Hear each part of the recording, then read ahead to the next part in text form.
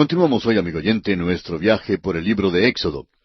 Nos corresponde hoy estudiar el capítulo 4 de este segundo libro del Antiguo Testamento. En este capítulo consideraremos las dos objeciones que puso Moisés para no guiar a los israelitas en su salida de Egipto. Estas dos objeciones fueron la incredulidad de Israel y su falta de elocuencia. Consideraremos también la respuesta de Dios a las objeciones de Moisés con dos señales. Estas dos señales fueron una vara usada por la mano poderosa de Dios para hacer milagros, y segundo, la mano leprosa de Moisés, un tipo de pecado, limpiada por Dios para mostrar su poder a aquellos que se entregan a Él. Veremos también en este capítulo que Aarón llega a ser el vocero de Moisés.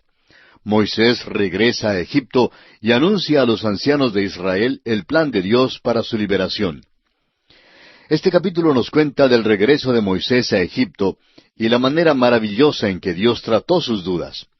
Moisés tenía muchas preguntas y muchos obstáculos para vencer, pero Dios tenía una respuesta para cada objeción de Moisés. Consideremos en primer lugar las objeciones de Moisés para llegar a ser el libertador de Israel. Moisés tenía varias razones por las cuales sentía que no era el hombre adecuado para la tarea que Dios quería que hiciera. Leamos los primeros dos versículos de este capítulo 4 de Éxodo. Entonces Moisés respondió diciendo, He aquí que ellos no me creerán ni oirán mi voz, porque dirán, No te ha aparecido Jehová. Y Jehová dijo, ¿Qué es eso que tienes en tu mano? Y él respondió, Una vara. En los días venideros, Moisés utilizaría la vara en muchas maneras diferentes. Llegaría a ser su símbolo de autoridad y un testimonio a Israel y a Egipto de la presencia de Dios con Moisés. También le serviría como una fuente de fuerza a Moisés mismo. El versículo 3 de Éxodo 4 nos dice, Él le dijo, Échala en tierra. Y él la echó en tierra, y se hizo una culebra. Y Moisés huía de ella. Cuando Moisés echó en tierra la vara, ésta se convirtió en un monstruo vicioso. Note usted que no hay poder en la vara misma, porque es simplemente un instrumento que puede ser usado por Satanás tanto como por Dios. Para un ejemplo, comparemos la vara con un peso. El peso puede ser usado para ayudar a pagar un asesinato o una prostitución, licor, etc. En otras palabras, aquel peso, aquel dinero, puede llegar a ser una culebra. Solo cuando aquel peso o vara es puesto en la mano de un hombre de Dios, un hombre movido por el poder de Dios, solo entonces podrá ser usado para Dios. Esta es una lección importante que Dios está enseñando en este pasaje. Leamos ahora el versículo 4. Entonces dijo Jehová a Moisés, Extiende tu mano y tómala por la cola. Y él extendió su mano y la tomó, y se volvió vara en su mano.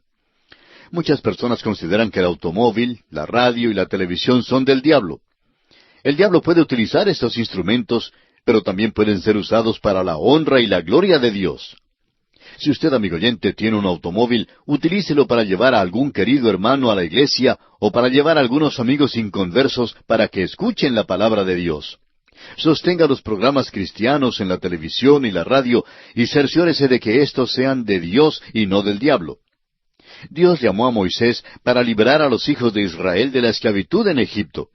Lo entrenó por 40 años en el desierto y lo comisionó en la zarza ardiente. Este hombre, que en una ocasión estuvo tan ansioso que se adelantó a Dios, ahora está mal dispuesto a aceptar su oficio dado por Dios como libertador. Empezó poniendo objeciones ante Dios, y Dios puso una vara en su mano.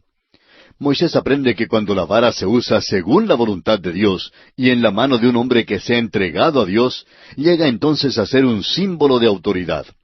Además de la vara, sin embargo, Dios le da a Moisés otra muestra de confianza y le enseña una lección importante cuando está a punto de asumir la gran responsabilidad de guiar a Israel en su salida de Egipto.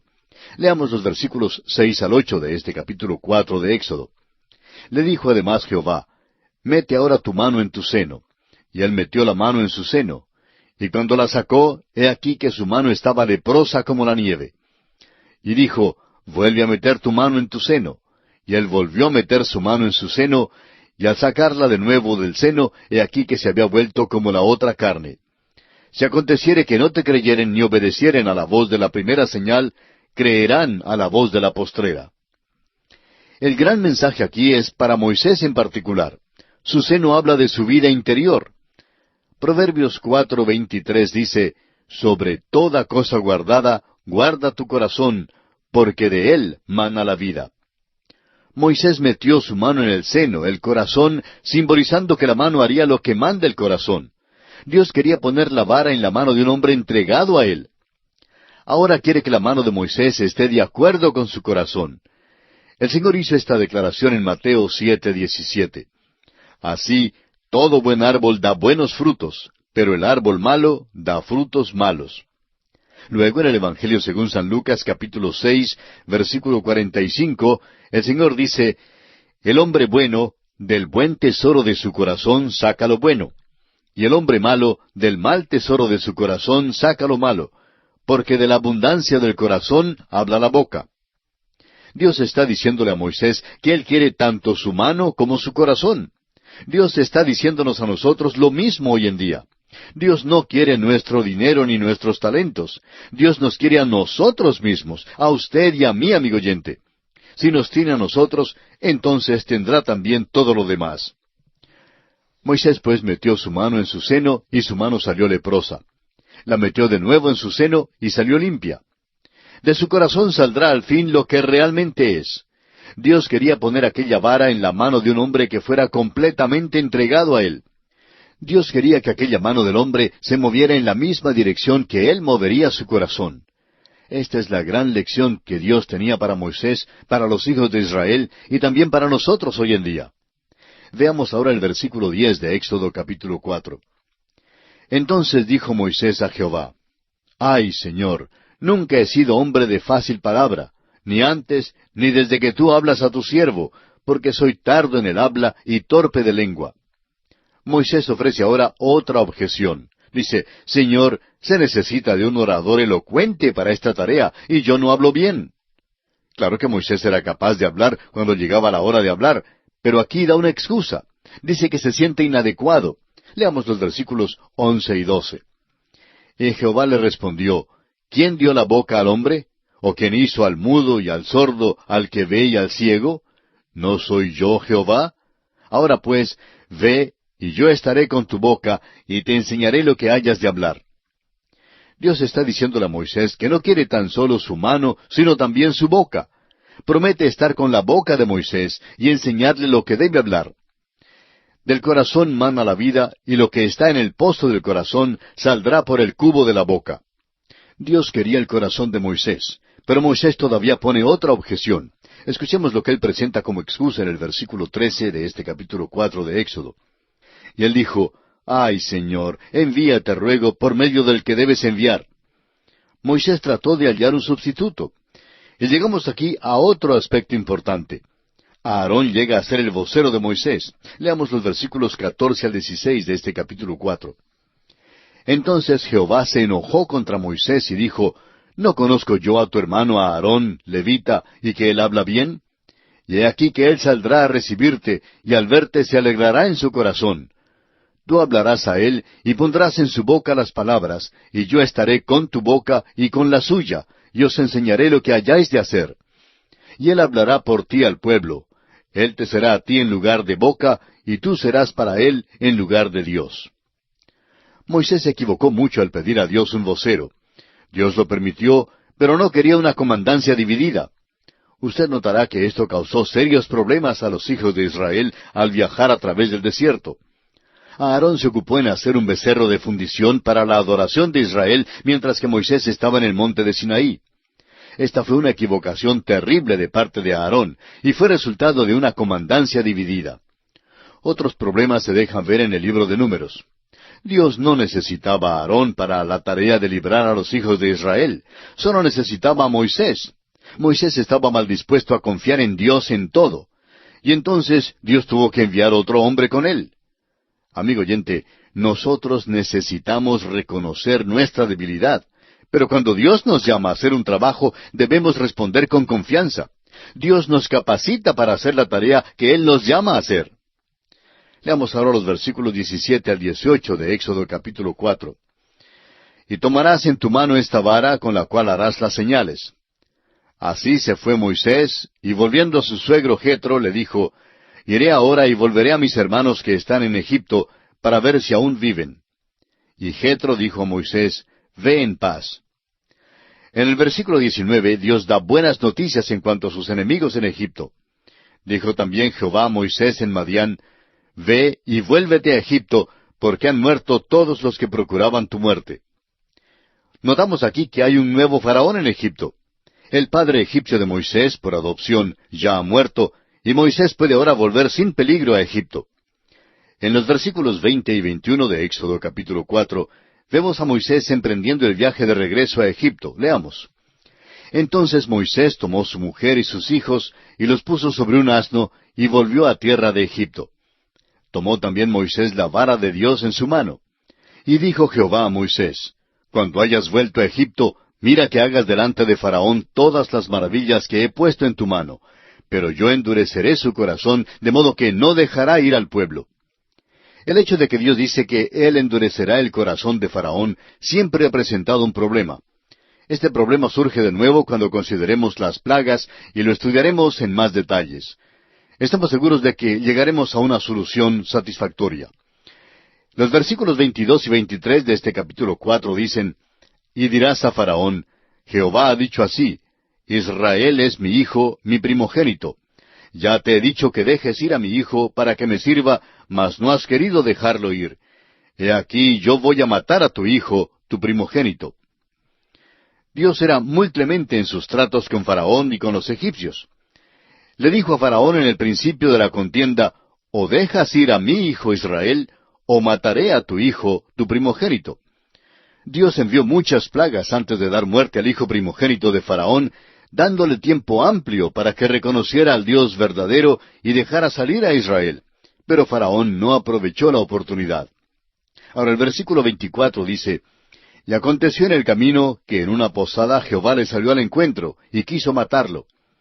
Este es un versículo extraño, pero revela la tercera objeción verdadera de Moisés. Había descuidado el circuncidar a sus hijos. La circuncisión era la evidencia o el sello del pacto que Dios había hecho con Abraham.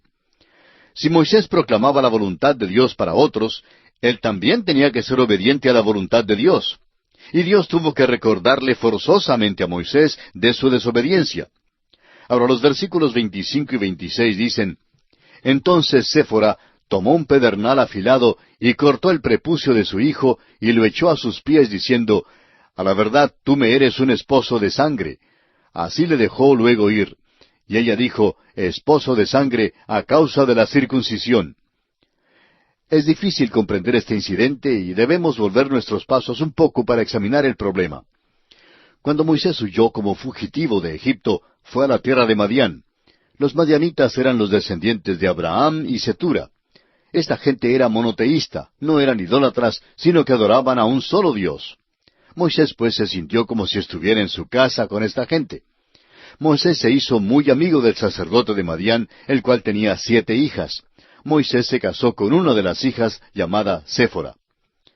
En el principio Dios bendijo el hogar de Moisés.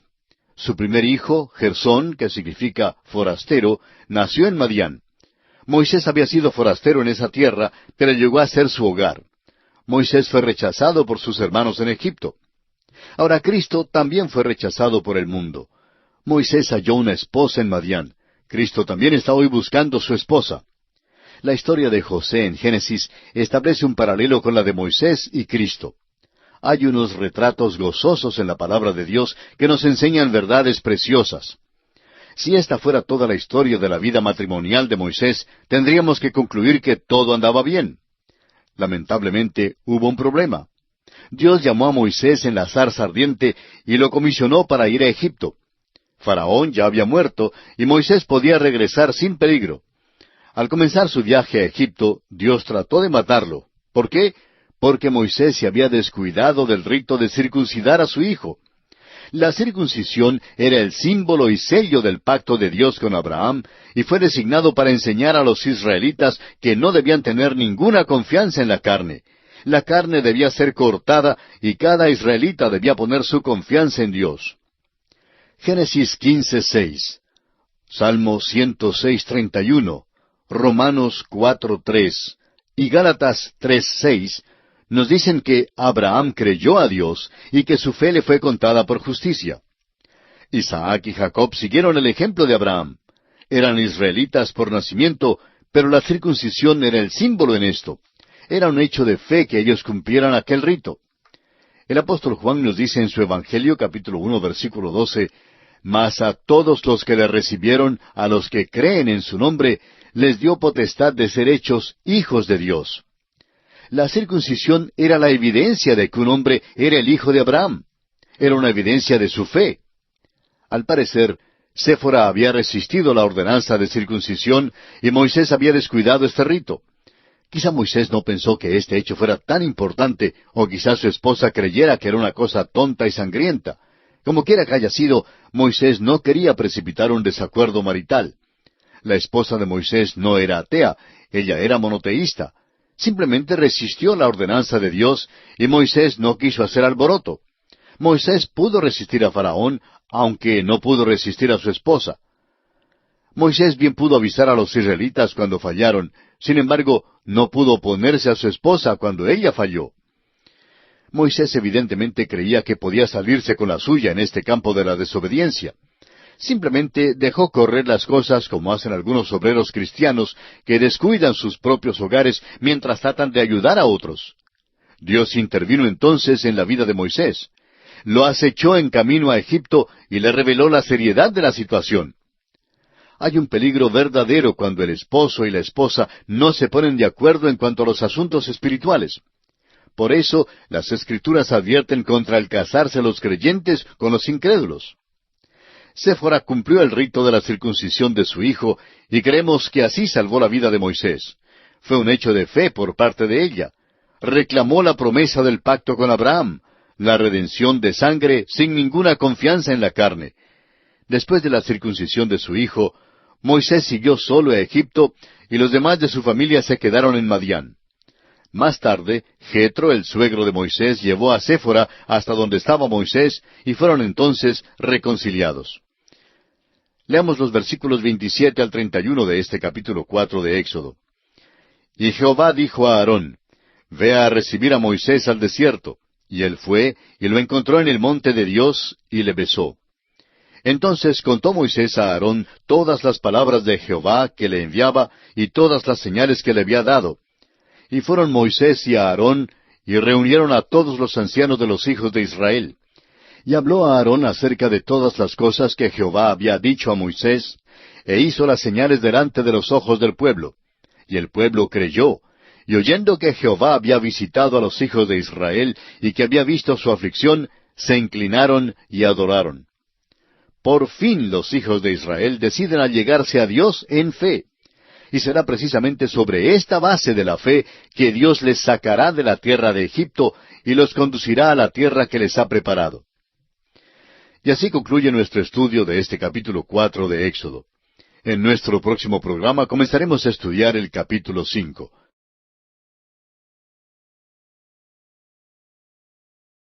Continuamos hoy, amigo oyente, nuestro viaje por el libro de Éxodo. Llegamos hoy al capítulo 5 de nuestro estudio de este segundo libro del Antiguo Testamento. En este capítulo estudiaremos la súplica de Moisés por la liberación de Israel, el aumento de trabajo que se les impuso. Usted recordará que a los israelitas les obligaron a hacer ladrillos sin paja. También veremos el conflicto con Faraón y la oración de Moisés por ayuda.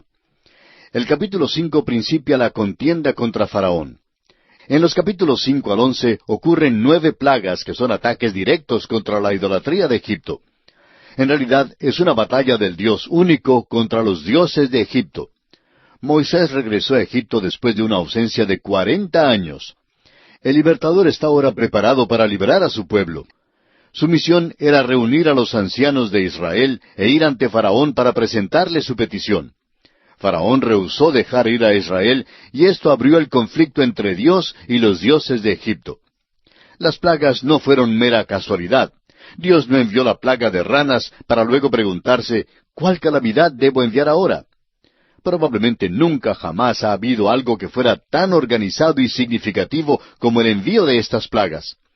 Fueron dirigidas en una forma definitiva contra la idolatría de Egipto. Faraón hizo la pregunta, ¿quién es Jehová? no lo conozco y no tengo la intención de dejar salir a su pueblo. Dios, pues, se le presentó enviándole las plagas a la tierra de Egipto. En Éxodo capítulo 7, versículo 5, el Señor expresa con toda claridad lo que tiene presente. Dice él, «Y sabrán los egipcios que yo soy Jehová, cuando extienda mi mano sobre Egipto y saque a los hijos de Israel de en medio de ellos». Dios usó las plagas para librar a su pueblo y para dejar saber a los egipcios quién era Él. Cada plaga fue asestada contra un Dios distinto de Egipto. Había miles de templos, millones de ídolos y alrededor de 3,000 dioses en Egipto. Todo eso excedería lo que tenemos en nuestros países hoy en día. Había poder en la religión de Egipto. Los egipcios no eran tontos. Que nosotros tengamos nuestros radios transistores y receptores de televisión no significa en sí que seamos superiores a ellos. Todo el conocimiento nuestro es basado sobre aquello que ha sido transmitido por los siglos. Hemos estado edificando sobre el conocimiento que nos ha llegado del pasado. El apóstol Pablo, en su segunda carta a Timoteo, capítulo 3, versículo 8, nos habla acerca del poder en las religiones egipcias, cuando dice, «Y de la manera que Janes y Jambres resistieron a Moisés, así también éstos resisten a la verdad, hombres corruptos de entendimiento, réprobos en cuanto a la fe». El poder de la religión egipcia era satánico, y Satanás concede poder a aquellos que le adoran. Dios lanzó sus palabras contra la idolatría de Egipto, contra Faraón y contra Satanás. Fue una batalla de los dioses. Éxodo capítulo 12, versículo 12 lo confirma. Dice allí, «Pues yo pasaré aquella noche por la tierra de Egipto, y heriré a todo primogénito en la tierra de Egipto, así de los hombres como de las bestias, y ejecutaré mis juicios en todos los dioses de Egipto. Yo, Jehová».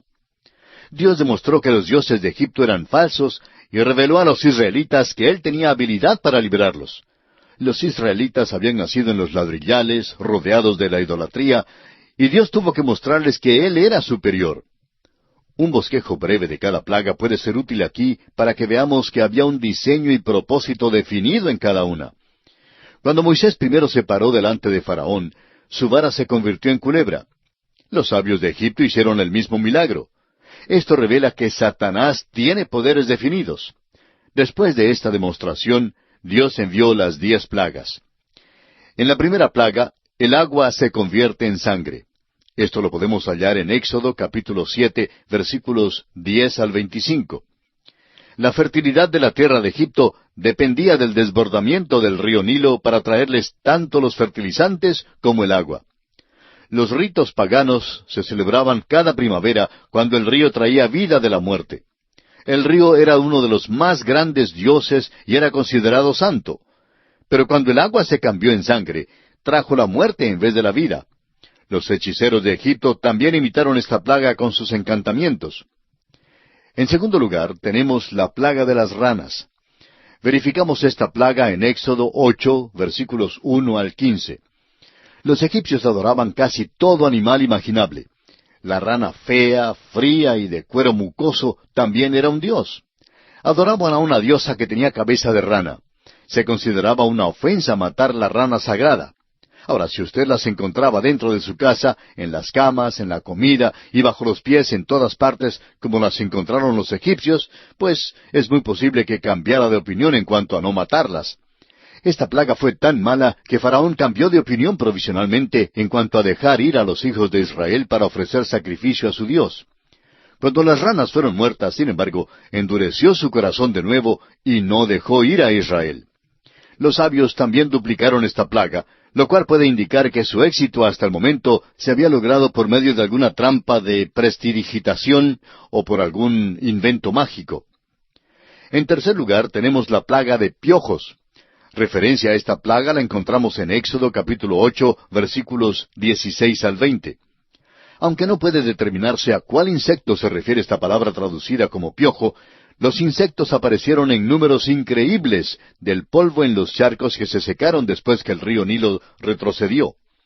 Los egipcios adoraban al Dios de la tierra, y esta plaga se levantó del polvo de la tierra. Faraón no pidió que esta plaga fuera quitada, y los hechiceros egipcios no pudieron reproducir esta pestilencia. Parece que reconocieron que el que trajo esta plaga era supremo sobre todos los dioses de Egipto. En cuarto lugar, encontramos la plaga de las moscas. Éxodo 8:20 al 32 la refiere. Hay quienes creen que la multitud de moscas realmente era masas del escarabajo sagrado, emblema del sol. El escarabajo se encuentra en las tumbas egipcias y era su símbolo de la vida eterna. Estos escarabajos eran sagrados y dedicados a Ra, el dios del sol. Esta plaga fue tan severa que Faraón prometió a Israel su libertad limitada para sacrificar a Jehová en la tierra de Egipto. En quinto lugar, encontramos la plaga del ganado. Éxodo 9, versículos 1 al 7, lo afirma. Esta plaga era una enfermedad muy grave y contagiosa que afectó principalmente al ganado. Los egipcios adoraban a todo el reino animal, especialmente al toro negro. Es algo ridículo cuando uno se da cuenta que esta plaga causó que los egipcios adoraran a una vaca enferma. No me diga que no hay humor en la Biblia. Ahora, en sexto lugar, encontramos la plaga de las úlceras. Esta plaga aparece en Éxodo, capítulo 9, versículos 8 al 17. La plaga anterior afectó los cuerpos de los animales, y ahora esta plaga de úlceras afectó a los cuerpos de los propios egipcios. La plaga era muy dolorosa, pero no fatal. Los hechiceros egipcios no pudieron duplicar esta pestilencia, y ellos mismos estaban afligidos, tanto como sus compatriotas. En séptimo lugar tenemos la plaga de granizo. Esta plaga es referida en Éxodo capítulo 9, versículos 18 al 35. Dios empieza a demostrar su poder con la plaga del granizo.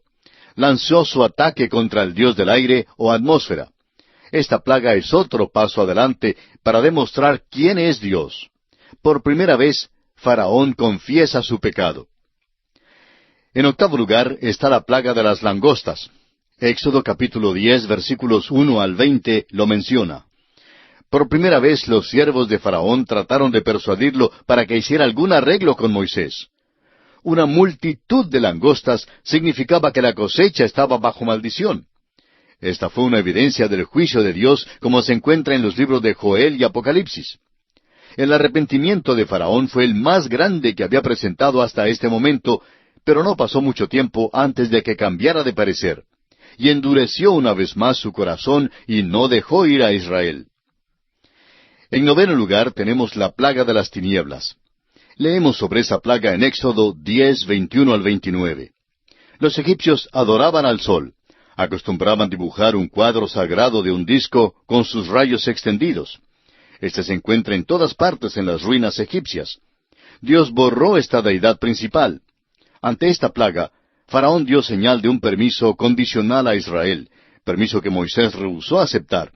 Y esto abrió la puerta para la plaga final, la muerte de los primogénitos que aparece en Éxodo capítulo 11 hasta el capítulo 12, versículo 36. Según la religión de Egipto, los primogénitos pertenecían a los dioses de Egipto. En otras palabras, Dios tomó lo que pertenecía a los dioses de Egipto. Dios estaba enseñando a los egipcios quién era Él. Convenció a Faraón que Él era el Dios único y verdadero. Estaba trayendo a su propio pueblo al lugar donde estaría dispuesto a reconocerlo a Él como su Dios. Este fue el hecho final del juicio que libraría a Israel de la esclavitud en Egipto. Es importante comprender que había un propósito en las plagas de Egipto. Dios desafió a los dioses de Egipto a una contienda y los derrotó. El profeta Isaías predijo que algún día cada ídolo desaparecería de Egipto. Egipto es principalmente un país musulmán hoy en día, y está libre de los ídolos. Una consideración especial debe darse a la reacción del israelita individual ante Dios. El israelita individual nunca fue llamado hijo de Dios. Fue la nación entera la que recibió este nombre. La Escritura confirma esto en Éxodo capítulo 4, versículo 22, donde leemos, «Y dirás a Faraón, Jehová ha dicho así, Israel es mi hijo, mi primogénito». Cada persona tenía que pasar por aquella experiencia del nuevo nacimiento para poder llegar a ser hijo de Dios y ser parte del pacto. La circuncisión, como ya hemos visto, era la señal del pacto. El apóstol Pablo habló de la circuncisión en su carta a los Gálatas capítulo 5, versículo 6, respecto al creyente, y dijo, porque en Cristo Jesús ni la circuncisión vale algo, ni la incircuncisión, sino la fe que obra por el amor. Cada persona hoy en día necesita experimentar el nuevo nacimiento para poder llamarse hijo de Dios. Asimismo, el israelita individual tuvo que hacer su propia decisión en cuanto a Dios. En este capítulo 5 de Éxodo, la contienda empieza con Faraón y la batalla empieza con los dioses egipcios. Leamos el versículo 1 de este capítulo 5 de Éxodo. Después Moisés y Aarón entraron a la presencia de Faraón y le dijeron, Jehová el Dios de Israel dice así, deja ir a mi pueblo a celebrarme fiesta en el desierto. El ofrecer sacrificio a Dios en el desierto fue el primer paso hacia la liberación de Israel. Moisés y Aarón no entraron precipitadamente ante la presencia de Faraón para decir, deja ir a mi pueblo, vamos a salir de Egipto y regresar a la tierra prometida. Simplemente pidieron que Israel tuviera permiso para salir al desierto para adorar a su Dios. Estaban preparando a Faraón para lo que vendría al fin. Ahora note usted la reacción de Faraón en el versículo 2 de este capítulo 5 de Éxodo. Y Faraón respondió, ¿quién es Jehová para que yo oiga su voz y deje ir a Israel? Yo no conozco a Jehová, ni tampoco dejaré ir a Israel. La expresión, deja ir a mi pueblo, ha llegado a ser famosa. Ojalá que se hiciera famosa la pregunta, ¿quién es Jehová? Es la mejor pregunta de todas hoy en día, porque usted necesita saberlo antes de que pueda haber una liberación para usted. Faraón hizo dos declaraciones muy definidas. Primero, yo no conozco a Jehová. Y la segunda es, no dejaré ir a Israel. Dentro de muy poco tiempo, Faraón conocería al Dios de Israel en una manera terrible y tendría que dejar ir a los israelitas. Veamos ahora el versículo 3 de Éxodo 5. Y ellos dijeron, el Dios de los hebreos nos ha encontrado. Iremos pues ahora, camino de 3 días por el desierto, y ofreceremos sacrificios a Jehová nuestro Dios, para que no venga sobre nosotros con peste o con espada. Dios quiere que le adoremos. Este versículo nos dice que Él nos juzgará si no tomamos este paso ahora. Leamos ahora los versículos 4 y 5 de Éxodo capítulo 5, que dicen, entonces el rey de Egipto les dijo, Moisés y Aarón, ¿por qué hacéis cesar al pueblo de su trabajo? Volved a vuestras tareas. Dijo también Faraón, he aquí el pueblo de la tierra es ahora mucho, y vosotros les hacéis cesar de sus tareas. Moisés había tenido reuniones masivas con los israelitas para animarles e instruirles. Estaban impacientes y querían salir de Egipto. Faraón vio el problema que esto ocasionó, y su contestación fue de enviarlos de nuevo a los ladrillales. Y esto es exactamente lo que hizo, y a la vez aumentó aún más sus dificultades. Veamos ahora en los versículos 6 al 8 de este capítulo 5, la tiránica decisión de Faraón. Y mandó Faraón aquel mismo día a los cuadrilleros del pueblo que lo tenían a su cargo, y a sus capataces, diciendo, de aquí en adelante no daréis paja al pueblo para hacer ladrillo como hasta ahora. Vayan ellos y recojan por sí mismos la paja. Y les impondréis la misma tarea de ladrillo que hacían antes, y no les disminuiréis nada, porque están ociosos, por eso levantan la voz diciendo, vamos y ofrezcamos sacrificios a nuestro Dios. Faraón creyó que Israel estaba pidiendo unas vacaciones. Razonó que si querían tomar unos días libres, era porque no estaban trabajando lo suficiente. Resolvió entonces no darles más paja, sino que fueran ellos mismos a buscarla, y les obligó a producir el mismo número de ladrillos que antes producían. Sus tareas diarias aumentaron y les fue muy difícil. Servían entonces con rigor. Leamos los versículos 15 al 21 de Éxodo 5. Y los capataces de los hijos de Israel vinieron a Faraón y se quejaron a él, diciendo, ¿por qué lo haces así con tus siervos? No se da paja a tus siervos, y con todo nos dicen, haced el ladrillo. Y he aquí tus siervos son azotados, y el pueblo tuyo es el culpable. Y él respondió, estáis ociosos, sí, ociosos, y por eso decís, vamos y ofrezcamos sacrificios a Jehová. Id pues ahora y trabajad, no se os dará paja, y habéis de entregar la misma tarea de ladrillo.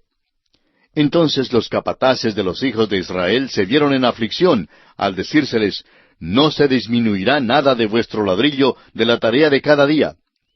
Y encontrando a Moisés y a Aarón, que estaban a la vista de ellos cuando salían de la presencia de Faraón, les dijeron, mire Jehová sobre vosotros y juzgue, pues nos habéis hecho abominables delante de Faraón y de sus siervos, poniéndoles la espada en la mano para que nos maten. Los hijos de Israel culparon a Moisés y a Aarón por el aumento de sus cargas.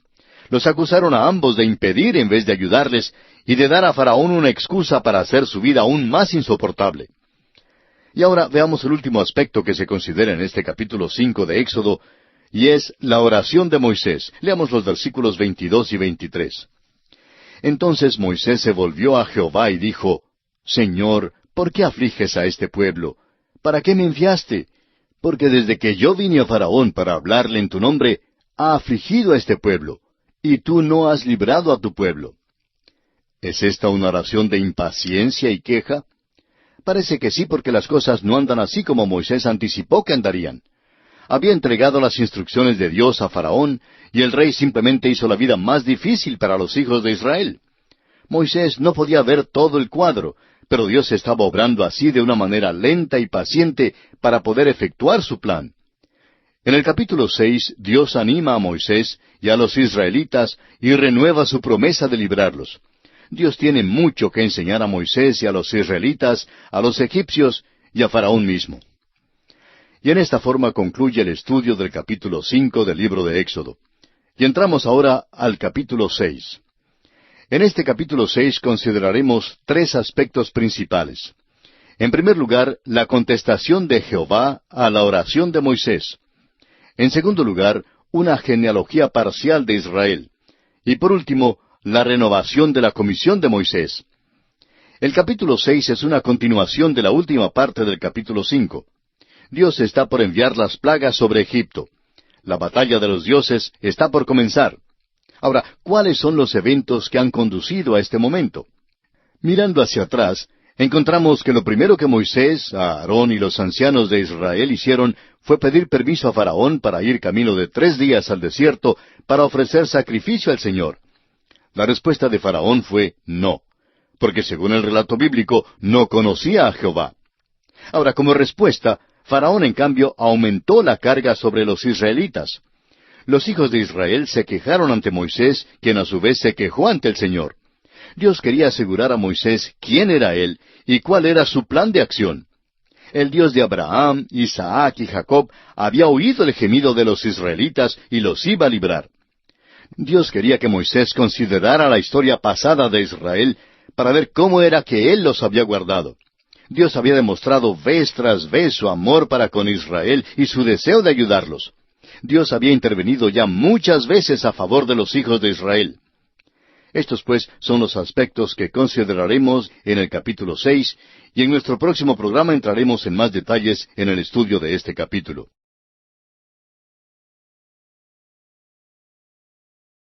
Continuamos hoy, amigo oyente, nuestro viaje por el libro de Éxodo. En nuestro programa anterior solo dimos un vistazo rápido a lo que hemos de considerar en el capítulo 6 de este libro de Éxodo. En este capítulo, dijimos anteriormente, hemos de considerar tres aspectos principales. Primero, la contestación de Jehová a la oración de Moisés. Luego, una genealogía parcial de Israel. Y por último, la renovación de la comisión de Moisés. Dijimos que el capítulo 6 es una continuación de la última parte del capítulo 5 de Éxodo. Dios está por enviar las plagas sobre Egipto. La batalla de los dioses está por comenzar. Ahora, ¿cuáles son los eventos que han conducido a este momento? Mirando hacia atrás, encontramos que lo primero que Moisés, Aarón y los ancianos de Israel hicieron fue pedir permiso a Faraón para ir camino de 3 días al desierto para ofrecer sacrificio al Señor. La respuesta de Faraón fue no, porque, según el relato bíblico, no conocía a Jehová. Como respuesta, Faraón en cambio aumentó la carga sobre los israelitas. Los hijos de Israel, por su parte, se quejaron ante Moisés, quien a su vez presentó su queja al Señor. Dios quería demostrar a Moisés quién era Él y cuál era su plan de acción. El Dios de Abraham, Isaac y Jacob había oído el gemido de los israelitas y los iba a librar. Pero Dios quería que Moisés considerara la historia pasada de Israel para ver cómo era que Él los había guardado. Dios había demostrado vez tras vez su amor para con Israel y su deseo de ayudarlo. Dios había intervenido ya muchas veces por los hijos de Israel. También Dios hoy en día interviene en nuestras vidas. Yo sé que Él ha intervenido en mi vida, por ejemplo. Quizá usted, amigo oyente, no esté seguro de si Dios está obrando en su vida. El apóstol Pablo, en su carta a los Filipenses, capítulo 1, versículo 6, dice, «Estando persuadido de esto, que el que comenzó en vosotros la buena obra, la perfeccionará hasta el día de Jesucristo». Amigo oyente, Dios conoce nuestras necesidades hoy en día. Conoce nuestra condición desesperada. Él puede ayudar y desea ayudarnos, así como ayudó a Israel en Egipto. Consideremos entonces el primer aspecto en este capítulo, o sea, la contestación de Jehová a la oración de Moisés. Jehová, el que existe por sí mismo, habla a Moisés para animarle y para darle esperanza y confianza. Leamos el versículo 1 de este capítulo 6 de Éxodo que estamos estudiando. Jehová respondió a Moisés, «Ahora verás lo que yo haré a Faraón, porque con mano fuerte los dejará ir, y con mano fuerte los echará de su tierra». Jehová le dice a Moisés que Él es Jehová. Jehová no necesita hacer ninguna preparación para el futuro. Él existe por sí mismo y no necesita reservas. Dios no depende de ninguna cosa en su creación. No se apoya en nada. Más bien, toda la creación se apoya en Él para su sostén. Dios quería que Moisés aprendiera también a apoyarse en Él. Leamos los versículos 2 al 5 de Éxodo capítulo 6. Habló todavía Dios a Moisés y le dijo, «Yo soy Jehová». Y aparecía a Abraham, a Isaac y a Jacob como Dios omnipotente, mas en mi nombre Jehová no me di a conocer a ellos. También establecí mi pacto con ellos de darles la tierra de Canaán, la tierra en que fueron forasteros y en la cual habitaron. Asimismo, yo he oído el gemido de los hijos de Israel, a quienes hacen servir los egipcios, y me he acordado de mi pacto. Dios está diciéndole a Moisés que él había parecido a Abraham, a Isaac y a Jacob, pero no era conocido como Jehová.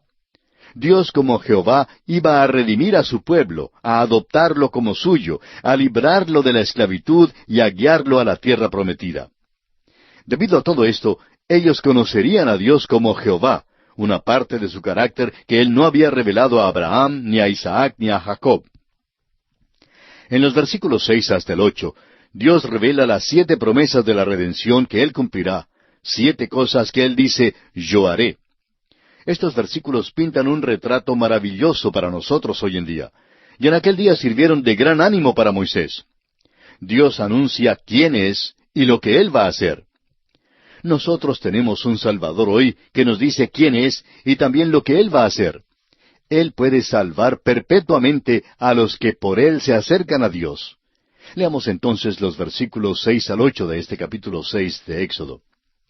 Por tanto dirás a los hijos de Israel, yo soy Jehová, y yo os sacaré de debajo de las tareas pesadas de Egipto, y os libraré de su servidumbre, y os redimiré con brazo extendido y con juicios grandes, y os tomaré por mi pueblo y seré vuestro Dios, y vosotros sabréis que yo soy Jehová vuestro Dios, que os sacó de debajo de las tareas pesadas de Egipto.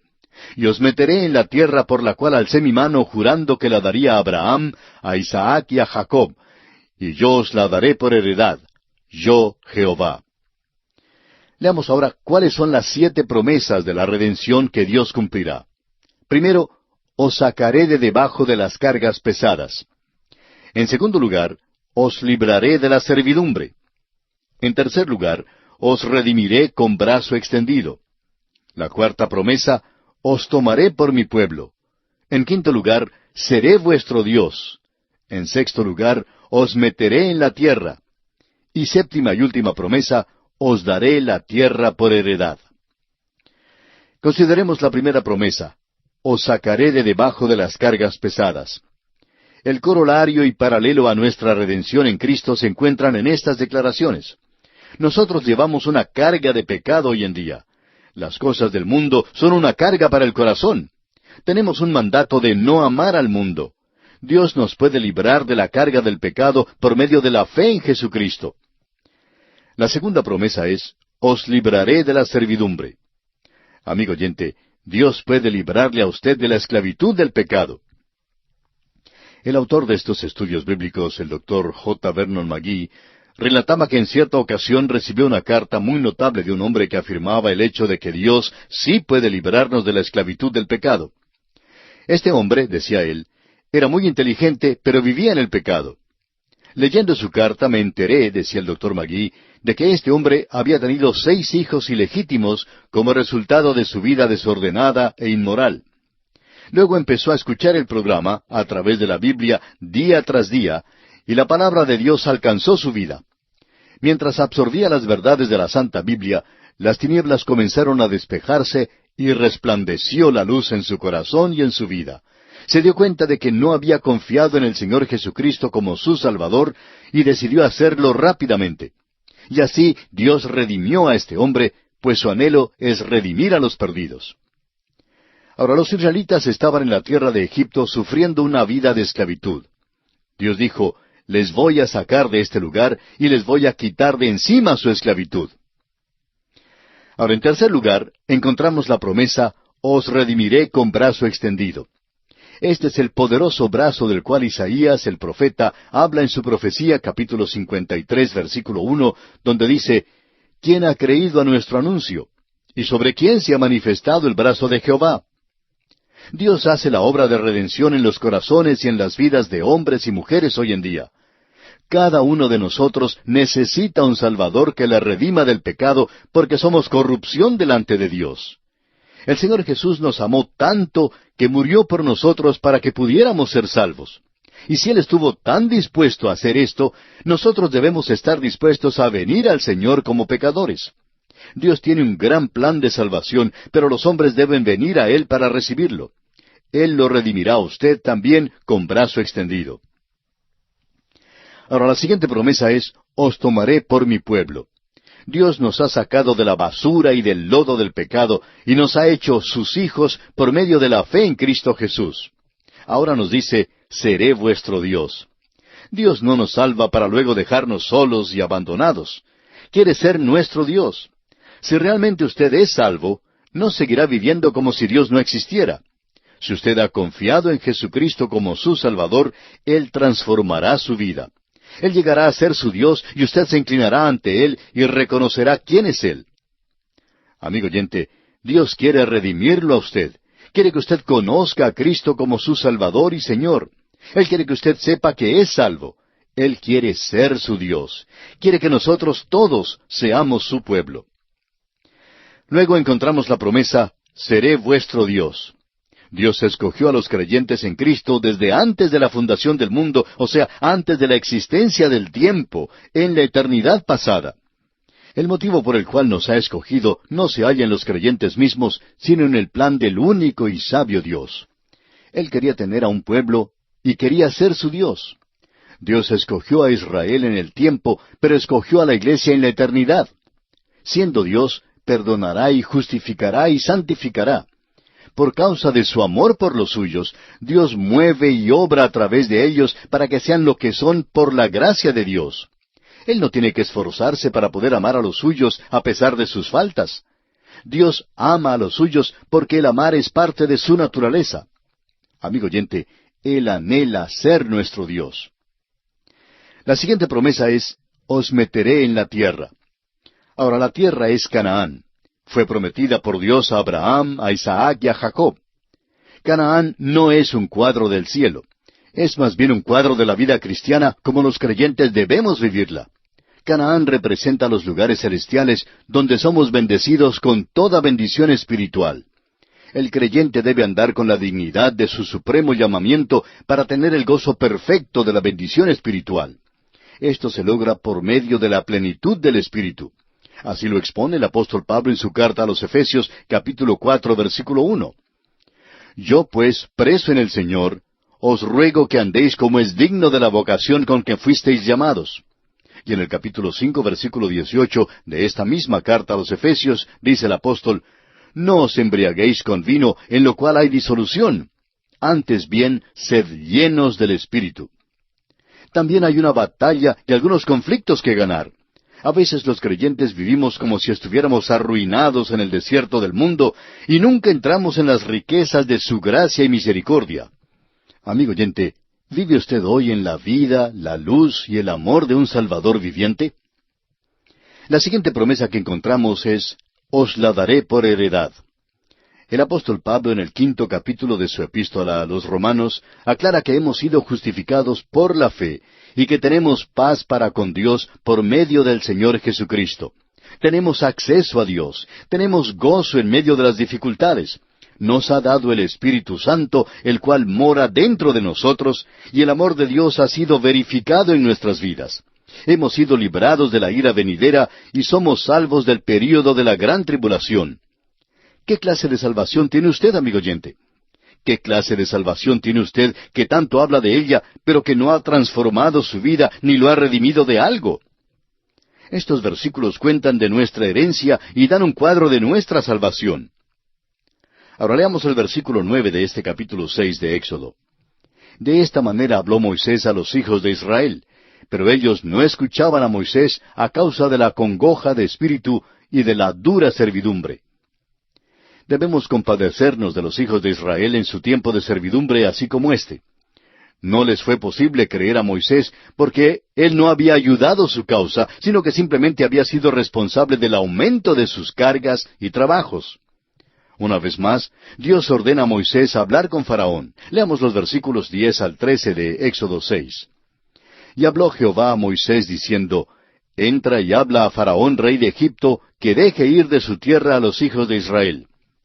Y respondió Moisés delante de Jehová, He aquí, los hijos de Israel no me escuchan. ¿Cómo pues me escuchará Faraón, siendo yo torpe de labios? Entonces Jehová habló a Moisés y a Aarón, y les dio mandamiento para los hijos de Israel, y para Faraón, rey de Egipto, para que sacasen a los hijos de Israel de la tierra de Egipto. Los israelitas no aceptaron a Moisés, y tampoco Faraón lo aceptó. Dios entonces mandó a Moisés a que hablara de nuevo a Faraón. Pero Moisés está ahora mal dispuesto a ir. Sus ojos están mirando las circunstancias antes que a Dios mismo. Y llegamos ahora al segundo aspecto que vamos a considerar en este capítulo 6 de Éxodo, y es una genealogía parcial de Israel. En medio de todas estas circunstancias y dificultades, llegamos a algo que ocurre que es muy extraño.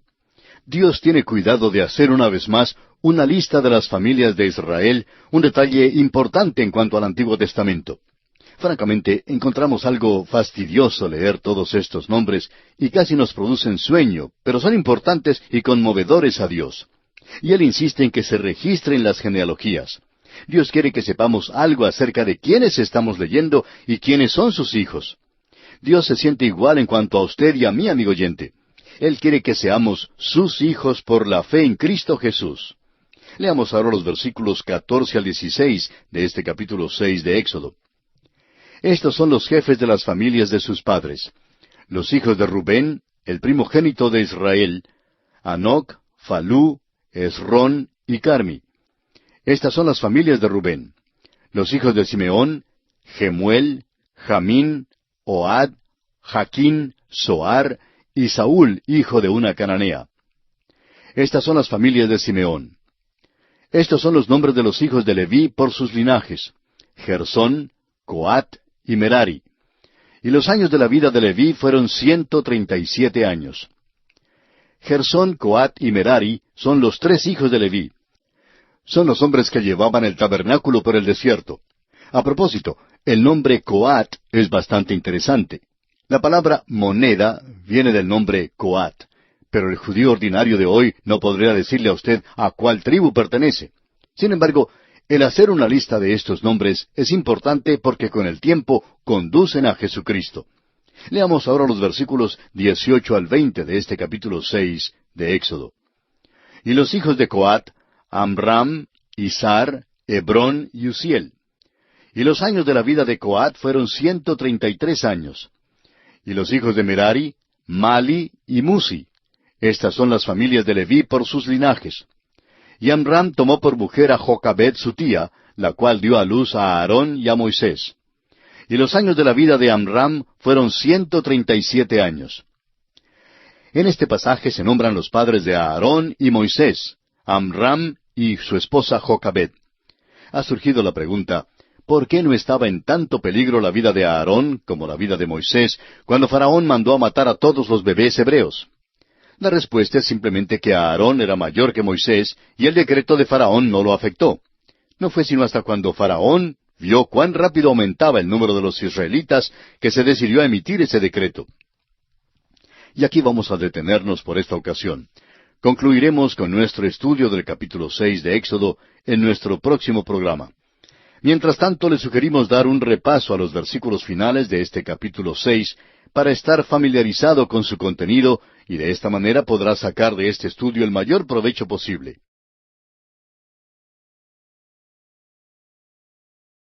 Continuamos hoy, amigo oyente, nuestro estudio de Éxodo, el segundo libro de la Biblia. En nuestro programa anterior estábamos estudiando una genealogía parcial de Israel que se considera en el capítulo 6 de este libro de Éxodo.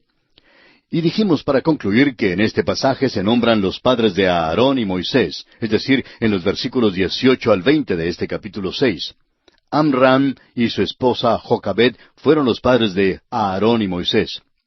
Ahora dijimos que surgía la pregunta, ¿por qué no estaba en tanto peligro la vida de Aarón como la vida de Moisés cuando Faraón mandó a matar a todos los bebés hebreos? Y concluimos que la respuesta simplemente es que Aarón era mayor que Moisés y el decreto de Faraón no lo afectó. No fue sino hasta cuando Faraón vio lo rápido que aumentaba el número de los israelitas que entonces emitió ese decreto. Ahora los próximos versículos continúan hablando de la genealogía, y quisiéramos volver al curso de nuestras ideas con los versículos 26 y 27 de este capítulo 6 de Éxodo, que dicen: Este es aquel Aarón y aquel Moisés, a los cuales Jehová dijo, Sacad a los hijos de Israel de la tierra de Egipto por sus ejércitos. Estos son los que hablaron a Faraón, rey de Egipto, para sacar de Egipto a los hijos de Israel. Moisés y Aarón fueron estos. Ahora Moisés sí está verdaderamente desanimado. Ni los circuncisos ni los incircuncisos lo aceptan. En esta ocasión Dios interviene y da los antecedentes de Moisés y Aarón.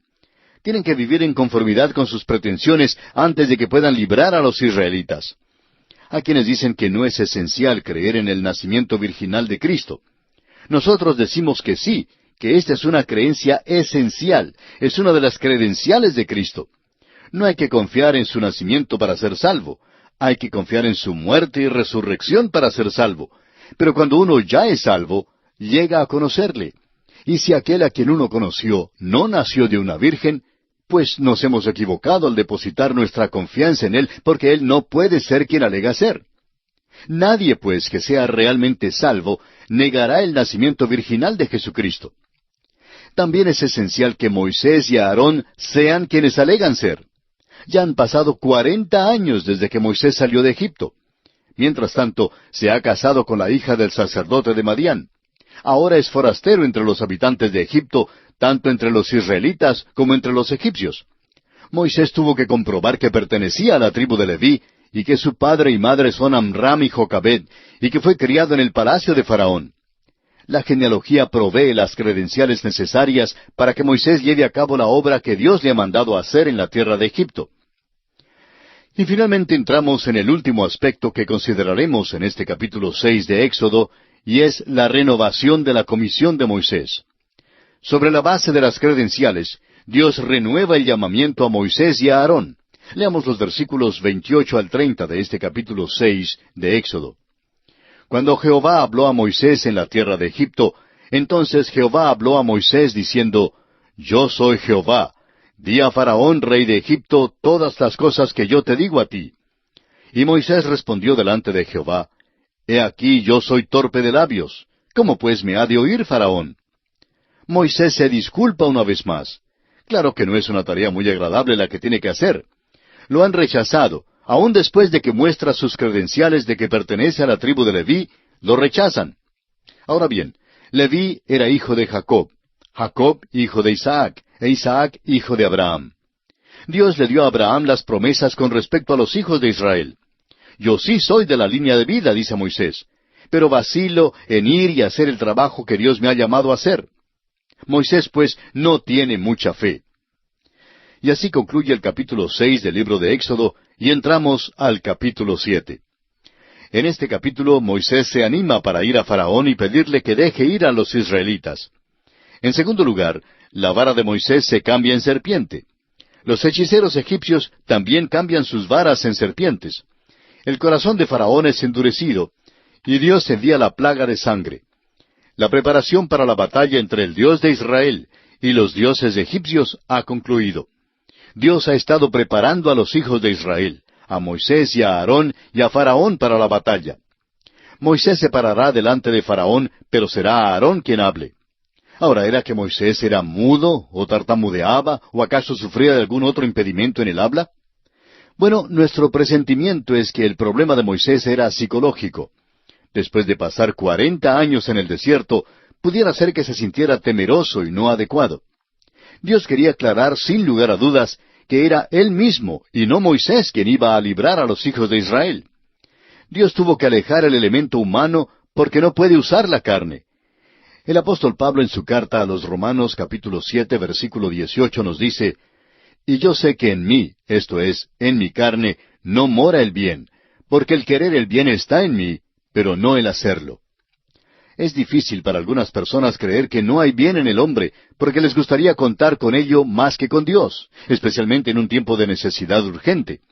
Pero Dios no quiere utilizar la carne, no puede usarla y no la usará.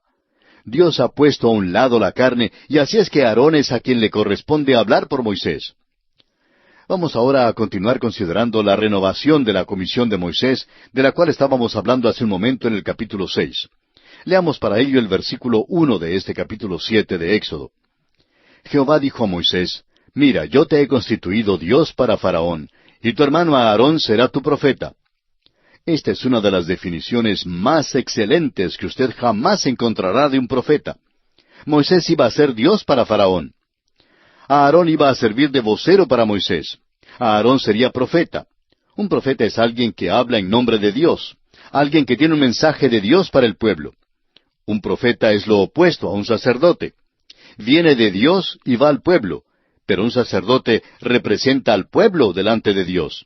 Un sacerdote no debe hablar de parte de Dios y un profeta no debe representar al pueblo. Debe representar a Dios.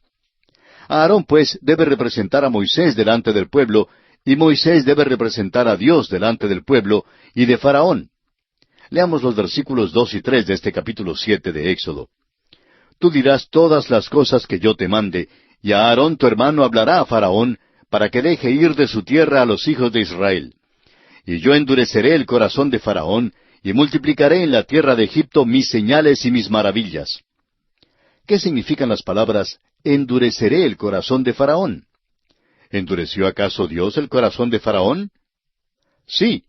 Faraón no era un hombre muy amable, ni muy compasivo, ni quería volverse a Dios.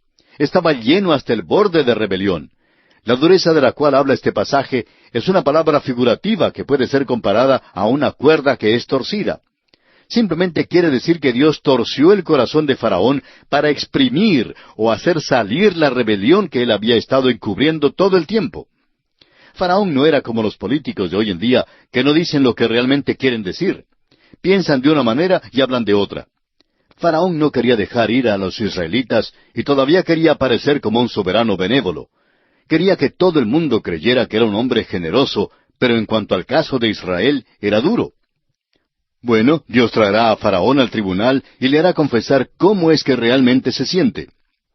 Hay ciertos hombres que tienen que ser llevados a los tribunales antes que cumplan lo que ya han prometido hacer.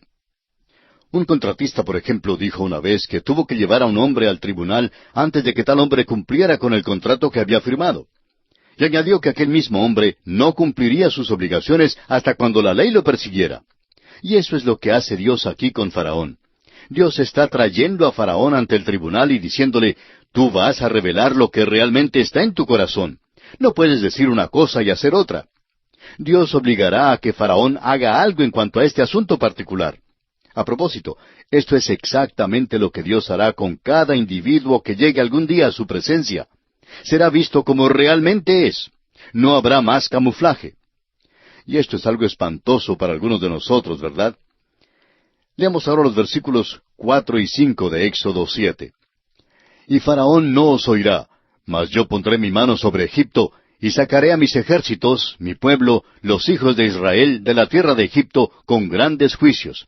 Y sabrán los egipcios que yo soy Jehová, cuando extienda mi mano sobre Egipto, y saque a los hijos de Israel de en medio de ellos». En otras palabras, será manifestado lo que Faraón realmente es, y también se manifestará quién es el Señor Dios de Israel. Los egipcios sabrán acerca de Faraón y del Señor, y los israelitas lo habrán confirmado. Moisés y Aarón, por su parte, serán justificados. Ahora los versículos 6 y 7 dicen, «E hizo Moisés y Aarón como Jehová les mandó, así lo hicieron. Era Moisés de edad de 80 años, y Aarón de edad de 83, cuando hablaron a Faraón». Aquí vemos que Aarón era 3 años mayor que Moisés. Veamos ahora los versículos 8 y 9 de Éxodo 7. Habló Jehová a Moisés y a Aarón diciendo, «Si Faraón os respondiere diciendo, mostrad milagro, dirás a Aarón, toma tu vara y échala delante de Faraón, para que se haga culebra». Faraón preguntará a Moisés y a Aarón, ¿dónde están sus credenciales? Han llegado delante de mí y me han hecho esta petición excesiva. Muéstrenme entonces su autoridad. La vara de Aarón debía ser, pues, el símbolo de esa autoridad. Leamos ahora el versículo 10 de Éxodo 7. Vinieron pues Moisés y Aarón a Faraón, e hicieron como Jehová lo había mandado. Y echó a Aarón su vara delante de Faraón y de sus siervos, y se hizo culebra. ¿Hay alguna pregunta en cuanto a la palabra culebra en este pasaje? Porque hay muy poca historia en Egipto con respecto a las culebras. El doctor J. Vernon McGee, autor de estos estudios bíblicos, decía que él creía realmente que la palabra que se usa aquí significa cocodrilo. Durante los días de Moisés había muchas de estas criaturas viviendo en el río Nilo y en los charcos por toda la tierra. Creo, pues, decía el doctor McGee, que la vara se hizo realmente cocodrilo. Usted notará que al estudiar nosotros las plagas, Dios estaba tratando con toda la esfera de la zoología, es decir, los dioses de Egipto eran o animal, o ave, o insecto. Pablo escribió en cuanto a esto cuando dijo allá en su carta a los Romanos capítulo 1 versículos 22 y 23, «Profesando ser sabios, se hicieron necios, y cambiaron la gloria del Dios incorruptible en semejanza de imagen de hombre corruptible, de aves, de cuadrúpedos y de reptiles».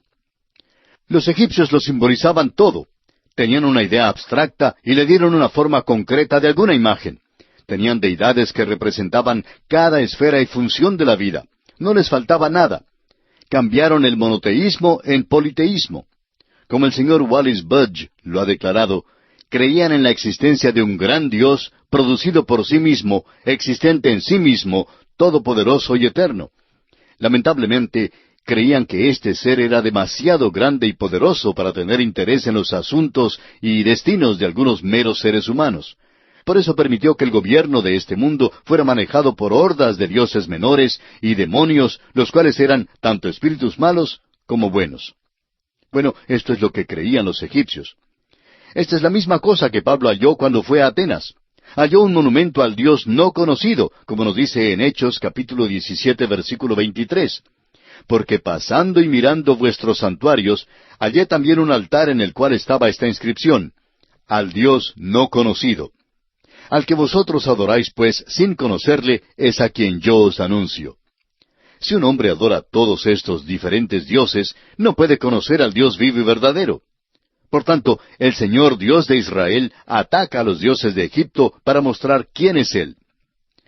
La palabra hebrea cocodrilo, que es traducida culebra en este pasaje, no se traduce culebra en ningún otro lugar en la Biblia. En los libros de Isaías y Ezequiel es traducida dragón. La palabra realmente es satánica en sus connotaciones, y es posible que sea por eso que los traductores usaron la palabra culebra. Sin hacer caso, pues, de la razón, el hecho es que los egipcios adoraban al cocodrilo. Ocupaba un lugar grande en la adoración y religión de Egipto. Decían que uno de sus dioses se había encarnado en los cocodrilos. Otro de los dioses, que era el enemigo malo y perpetuo de todos los dioses solares, apareció en forma de un cocodrilo. Los egipcios se ocupaban en un ritual mágico que era practicado en el templo de Amón-Ra, en la ciudad de Tebas. Este enemigo malo de los otros dioses solares vivía en la parte más baja del cielo, y trataba todos los días de impedir la salida de Ra, el dios del sol. Este dios cocodrilo ponía en movimiento el relámpago, el trueno, las tempestades, las tormentas, los huracanes, la lluvia, y trataba de oscurecer la luz del sol, llenando el cielo de nubes, neblina y tinieblas. El ritual egipcio era un esfuerzo por destruir a este dios. Era una adoración descollante, y fue la primera cosa contra la cual Dios asestó un golpe. La vara de Aarón, pues, se convirtió en cocodrilo. Veamos el versículo 11. Entonces llamó también Faraón sabios y hechiceros, e hicieron también lo mismo los hechiceros de Egipto con sus encantamientos. Los hechiceros de Egipto duplicaron el milagro de la vara de Aarón. Quizá fuera mejor decir que imitaron el milagro. Lo que hicieron y cómo lo hicieron fue un espectáculo muy bueno. El apóstol Pablo, sin embargo, tiene una palabra que decir en cuanto a esto en su segunda carta a Timoteo, capítulo 3, versículo 8, donde dice: Y de la manera que Janes y Jambres resistieron a Moisés, así también éstos resisten a la verdad, hombres corruptos de entendimiento, réprobos en cuanto a la fe. Estos hechiceros, pues, resistieron al Dios vivo y verdadero. Veamos ahora qué sucedió con la vara de Aarón en los versículos 12 y 13 de Éxodo 7. Pues echó cada uno su vara, las cuales se volvieron culebras, mas la vara de Aarón devoró las varas de ellos. Y el corazón de Faraón se endureció y no los escuchó, como Jehová lo había dicho. Es interesante que los egipcios adoraban al cocodrilo, y que es la vara de Aarón la que devoró sus cocodrilos. Esto debió haber impresionado a Faraón, pero no lo hizo. Faraón, en cambio, endureció su corazón y persistió en su camino resuelto. Y esto nos lleva a la consideración de la primera plaga. El agua se convierte en sangre. Leamos los versículos 14 al 19 de este capítulo 7 de Éxodo. Entonces Jehová dijo a Moisés: El corazón de Faraón está endurecido, y no quiere dejar ir al pueblo. Ve por la mañana a Faraón, he aquí que él sale al río, y tú ponte a la ribera delante de él, y toma en tu mano la vara que se volvió culebra, y dile: Jehová el Dios de los Hebreos me ha enviado a ti, diciendo: Deja ir a mi pueblo para que me sirva en el desierto. Y he aquí que hasta ahora no has querido oír. Así ha dicho Jehová: En esto conocerás que yo soy Jehová. He aquí, yo golpearé con la vara que tengo en mi mano el agua que está en el río, y se convertirá en sangre. Y los peces que hay en el río morirán, y hederá el río, y los egipcios tendrán asco de beber el agua del río. Y Jehová dijo a Moisés: Di a Aarón: Toma tu vara y extiende tu mano sobre las aguas de Egipto, sobre sus ríos, sobre sus arroyos, y sobre sus estanques, y sobre todos sus depósitos de aguas, para que se conviertan en sangre, y haya sangre por toda la región de Egipto, así en los vasos de madera como en los de piedra. Este es otro golpe asestado a la adoración en Egipto. El Nilo sagrado se convierte en sangre. Los egipcios pintaban al dios de este río como un hombre con senos de mujer, lo cual indicaba que este dios tenía los poderes de fertilidad y alimento. El río Nilo era la sangre vital de Egipto, pero tenía que ser agua para poder ser su sangre vital. Ahora que el río se convirtió literalmente en sangre, llegó a ser la muerte para ellos. Lo que había sido una bendición en Egipto era ahora una maldición. El juicio de Dios había caído. Sigamos ahora con los versículos 22 al 25 de Éxodo capítulo 7. Y los hechiceros de Egipto hicieron lo mismo con sus encantamientos, y el corazón de Faraón se endureció y no los escuchó, como Jehová lo había dicho. Y Faraón se volvió y fue a su casa, y no dio atención tampoco a esto.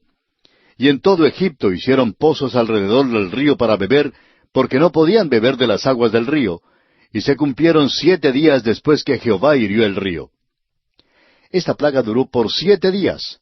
Faraón no fue convencido de que esta fuera la mano de Dios, porque a sus hechiceros les fue posible hacer lo mismo, duplicar la plaga. Exactamente cómo lograron este hecho no se sabe, pero sabemos que Satanás tuvo mano en eso. Fue una manifestación del poder de Satanás, pero como veremos más tarde, él no fue vencedor en esta batalla. Y así concluye nuestro estudio del capítulo 7 del libro de Éxodo. En nuestro próximo programa daremos comienzo al estudio del capítulo 8 de este libro.